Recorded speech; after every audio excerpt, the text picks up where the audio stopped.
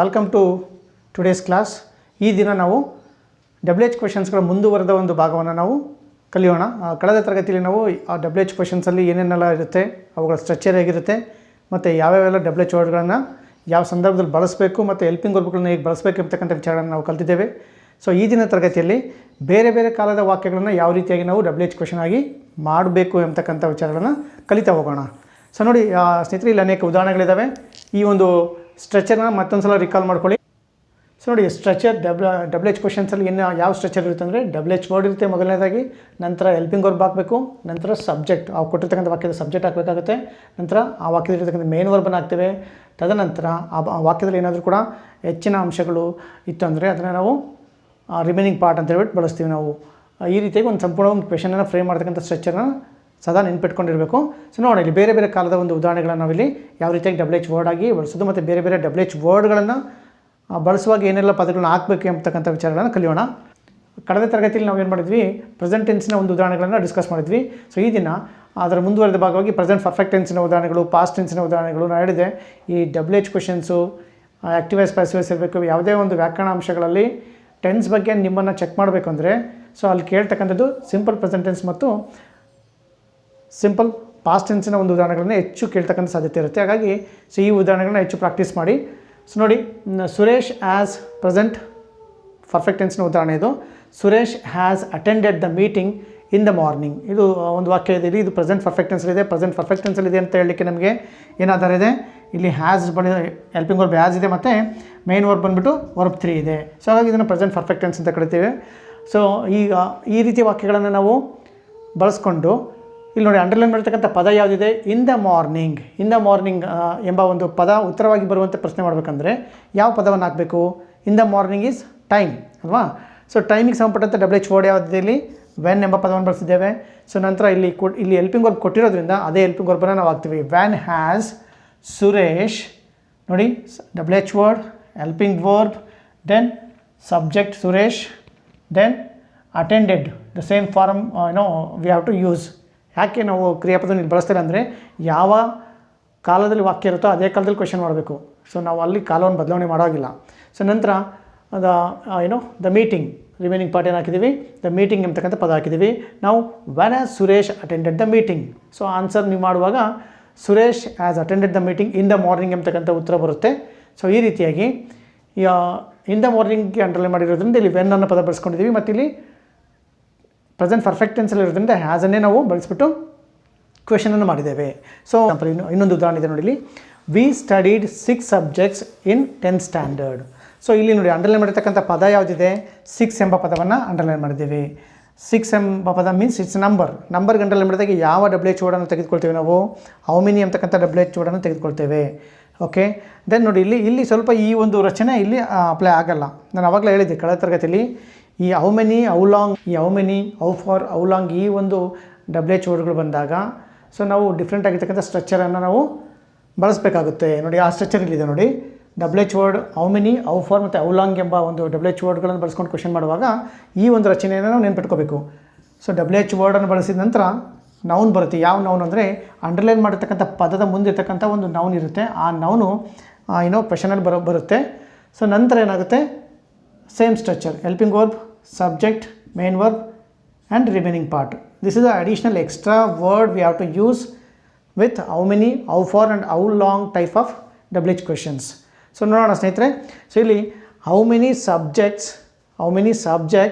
Did ಅನ್ನು ಬಳಸಿದ್ದೇವೆ. ಇಲ್ಲಿ ಯಾಕೆ ಡಿಡ್ ಅನ್ನು ಬಳಸಿದ್ದೀವಿ ಅಂದರೆ ಇಲ್ಲಿ ಇದು ಸಿಂಪಲ್ ಪಾಸ್ಟ್ ಟೆನ್ಸಲ್ಲಿದೆ. ಮೀನ್ಸ್ ವರ್ಬ್ ಎರಡನೇ ರೂಪದಲ್ಲಿದ್ದಾಗ ನಾವು ಡಿಡ್ ಎಂಬ ಹೆಲ್ಪಿಂಗ್ ವರ್ಬನ್ನು ತಗೋಬೇಕು. This is one of the important areas of WH questions and tenses.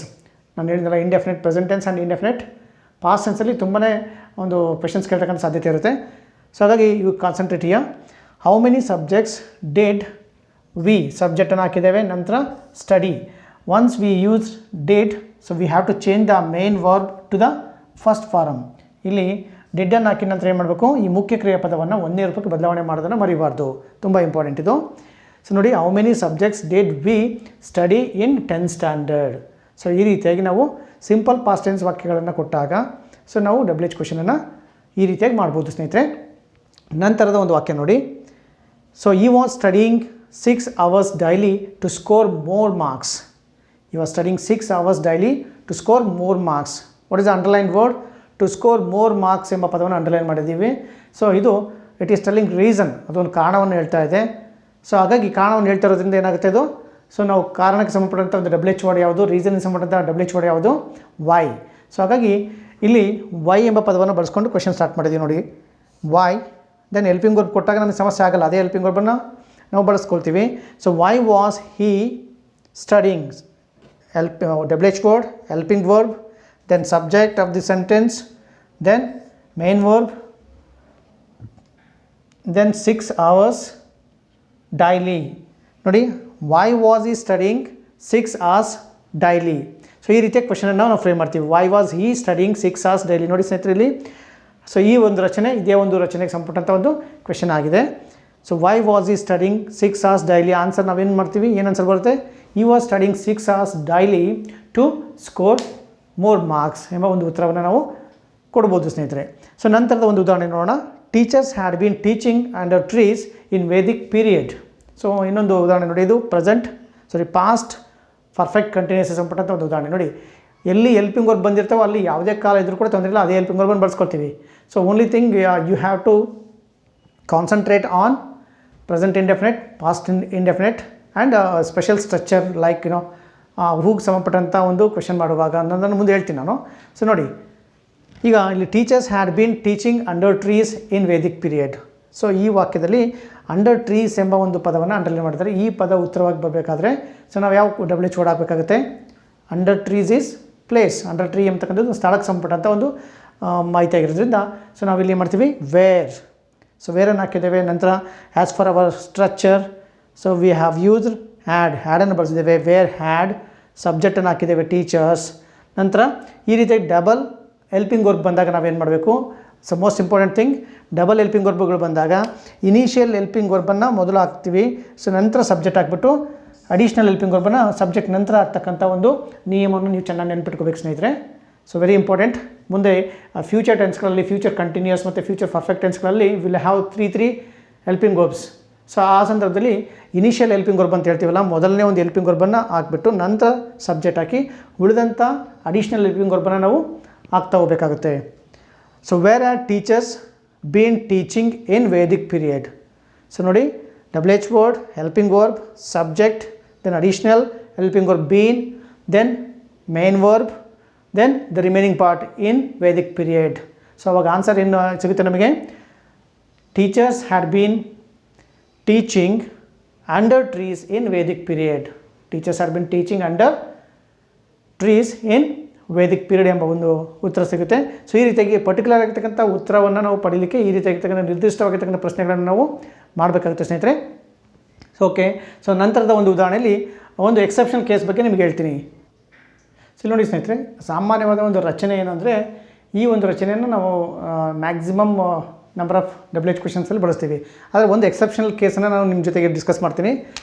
Suppose if subject is underlined, ಸಬ್ಜೆಕ್ಟನ್ನು ಅಂಡರ್ಲೈನ್ ಮಾಡಿದಾಗ ನಾವೇನು ಮಾಡಬೇಕಾಗುತ್ತೆ, ಸಬ್ಜೆಕ್ಟನ್ನು ಅಂಡರ್ಲೈನ್ ಮಾಡಿದಾಗ ನಾವು ಕ್ವೆಶನ್ ಮಾಡುವಾಗ ಸೊ ಹೂ ಎಂಬ ಪದವನ್ನು ಹಾಕ್ತೀವಿ ಎಂಬ ಮಾಹಿತಿ ನಿಮ್ಗೆ ಆಲ್ರೆಡಿ ಗೊತ್ತಿದೆ. So we are begin the question with who. So ಹಾಗಾಗಿ ಹೂವಿಂದ ಸ್ಟಾರ್ಟ್ ಮಾಡಿದ್ದೇವೆ ನೋಡಿ ಇಲ್ಲಿ.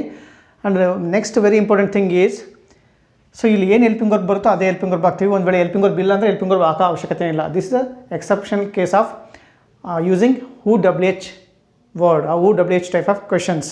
ಸೊ ನೋಡಿ, ಇನ್ನೊಂದು ಬೇಕಾದ್ರೆ ಉದಾಹರಣೆ ನೀವು ಡಿಸ್ಕಸ್ ಮಾಡೋದು. ಅದಕ್ಕಿಂತ ಮೊದಲೇ ಇದನ್ನು ಕಂಪ್ಲೀಟ್ ಮಾಡಿ. Children are reading a novel related to Purana. So who are reading a novel related to Purana, very simple. So nothing to worry, ಏನನ್ನು ಕೂಡ ಆಲ್ಟ್ರೇಷನ್ ಮಾಡ್ತಕ್ಕಂಥದ್ದು ಅವಶ್ಯಕತೆ ಇಲ್ಲ. ಇಲ್ಲಿ ಸಬ್ಜೆಕ್ಟನ್ನು ಅಂಡರ್ಲೈನ್ ಮಾಡಿದಾಗ very easily you can just put who and you can write the remaining part as it is. If there is helping verb, you can write helping verb. If there is no helping verb, no need to write. One example here, I read a story. Suppose if I is underlined, just you go like who read a story, who read a story.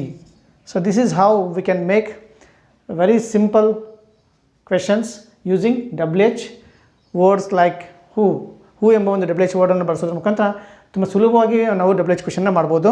So ನೋಡಿ, ಇಲ್ಲಿ helping verb ಇಲ್ಲ, so ಇಲ್ಲಿ helping verb ಬಳಸ್ತಕ್ಕಂಥ ಅವಶ್ಯಕತೆ ಇಲ್ಲ. So if it is different word for ಆನ್ಸರ್ಸ್ಗೆ ಬೇರೆ ಪದವನ್ನು ಅಂಡರ್ಲೈನ್ ಮಾಡಿದಾಗ ಅವಾಗ ನಾವು ಹೆಲ್ಪಿಂಗ್ ವರ್ಬನ್ನು ಹಾಕಬೇಕಾಗುತ್ತೆ. So this is a exceptional case, you have to remember. So ಇಲ್ಲಿ ಆ ಸ್ಟೋರಿಗೆ ಅಂಡರ್ಲೈನ್ ಮಾಡಿದಾಗ ಏನು ಮಾಡ್ತೀವಿ, so what do I read ಎಂಬ ಒಂದು ಕ್ವೆಶನ್ ಮಾಡ್ತೀವಿ. ಇಲ್ಲಿ ಸಬ್ಜೆಕ್ಟ್ ಅಂಡರ್ಲೈನ್ ಮಾಡೋದ್ರಿಂದ ಹೆಲ್ಪಿಂಗ್ ವರ್ಬ್ ಆಗ್ತಕ್ಕಂಥ ಅವಶ್ಯಕತೆ ಇಲ್ಲ ಸ್ನೇಹಿತರೆ. ಸೊ ಹಾಗಾಗಿ you remember it. It's very easy to frame question with who type of WH words. Okay ಸ್ನೇಹಿತರೆ, ಈ ರೀತಿಯಾಗಿ ಸೊ ಬೇರೆ ಬೇರೆ ಒಂದು ರಚನೆಗಳನ್ನು ನೀವು ಚೆನ್ನಾಗಿ ನೆನ್ಪಿಟ್ಕೊಂಡ್ರೆ so you can score good marks in your examinations, even in any competitive exams or in your school exams. Okay ಸ್ನೇಹಿತರೆ, thank you for watching today's video. So ನಮ್ಮ ವಿಡಿಯೋನ ಸಂಪೂರ್ಣವಾಗಿ ನೋಡಿದ್ರೆ ಮಾತ್ರ ಈ ಎಲ್ಲ ಒಂದು ವ್ಯಾಕರಣದ ರಚನೆಗಳು ಮತ್ತು ಎಲ್ಲ ಉದಾಹರಣೆಗಳು ನಿಮ್ಗೆ ಚೆನ್ನಾಗಿ ಅರ್ಥ ಆಗ್ತಕ್ಕಂಥ ಒಂದು ಸಾಧ್ಯತೆ ಇರುತ್ತೆ. ಸೊ ಹಾಗಾಗಿ ಪಾಸ್ ಮಾಡೋದಾಗಲಿ ಅಥವಾ ಅದನ್ನ ಸ್ಕಿಪ್ ಮಾಡೋದಾಗಲಿ ಮಾಡಿದರೆ so you don't understand anything. So keep watching the video completely. Thank you once again.